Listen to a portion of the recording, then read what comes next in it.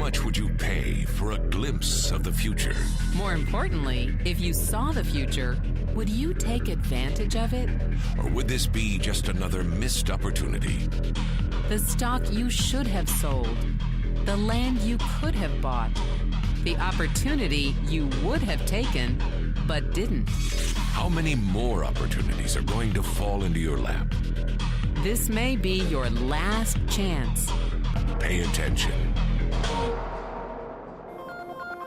Once every decade, something really big comes along. In the 70s, it was VCRs. In the 80s, it was personal computers. In the 90s, it was the internet. People who were positioned correctly in the 80s became millionaires. People who were positioned correctly in the 90s became billionaires.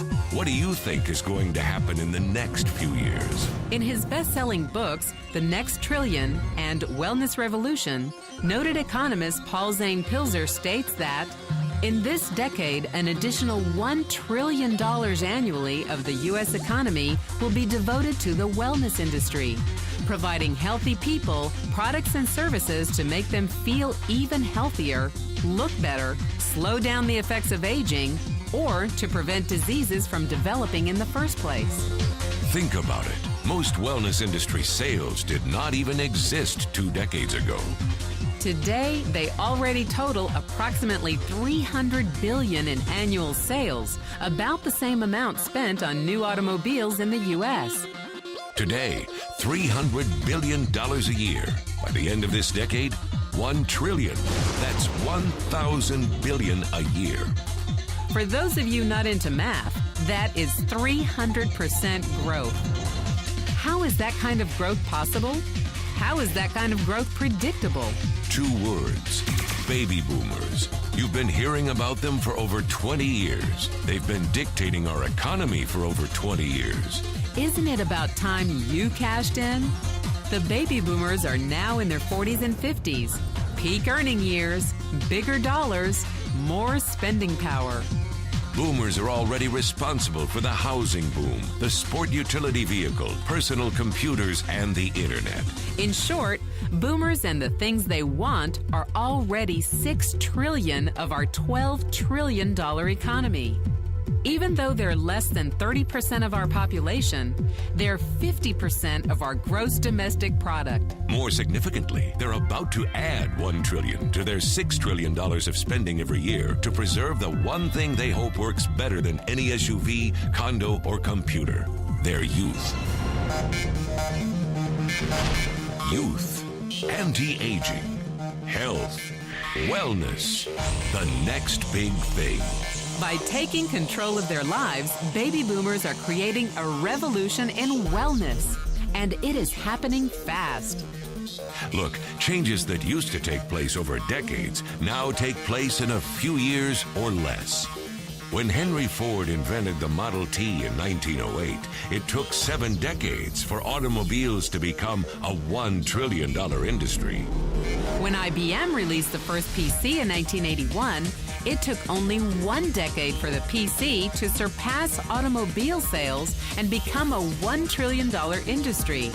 Now, the wellness industry will exceed $1 trillion in just the next 5 years. $1 trillion. That's $2.7 billion every day, $114 million every hour, $1.9 million every minute. In the 1990s, the number of U.S. millionaire families rose from 3.6 million to 7.2 million. Economist Pilzer predicts that an additional 3.6 million families will become millionaires over the next 5 years, many of them by working in the wellness industry. So how do you cash in on this wellness revolution? You have 4 options. 1, as a practitioner. 2, as a manufacturer. 3, as a retailer. Or 4, as a distributor.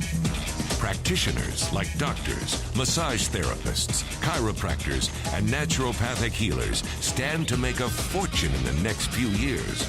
If they can afford to pay off their school loans. If they can stay ahead of the insurance companies. If they keep trading time for money. Manufacturing is a great business to be in if you have millions to invest in infrastructure, patents, research, shipping and receiving. Retailing? Sure, great opportunity. If you can afford franchise fees, 7-day work weeks, advertising, inventory, and employee problems. Distribution? Exactly. Because the greatest personal fortunes of the past 3 decades were made by people who found better ways of distributing things rather than better ways of making things. People like Sam Walton of Walmart and Fred Smith of Federal Express. But where Walton and Smith found better ways to physically distribute products that consumers already knew they wanted, the new distribution billionaires of this decade will make their fortunes distributing products that consumers don't often know exist. The new distribution billionaires, people like Jeff Bezos of Amazon.com, made their fortunes educating consumers about new products and new distribution channels. It's been called business at the speed of thought. Better products, better distribution, better opportunity. Why? Because 78 million baby boomers with 1,000 billion in cash can't be stopped.